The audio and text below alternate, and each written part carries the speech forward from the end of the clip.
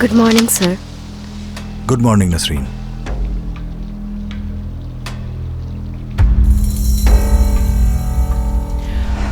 खैर करीम, तुम्हारे वापस आने से पहले मैं घर आ जाऊंगी।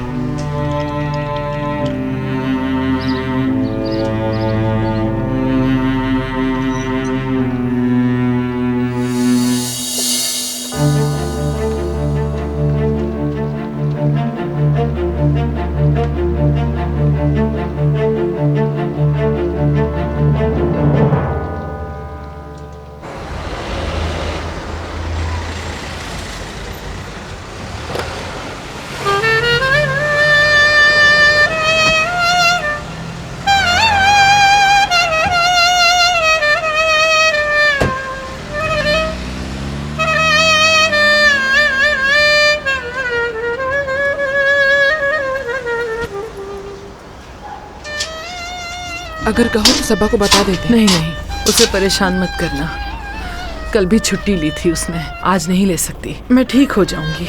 मेरे ख्याल से हमें फोन करना चाहिए उसे। कोई जरूरत नहीं फोन करने की।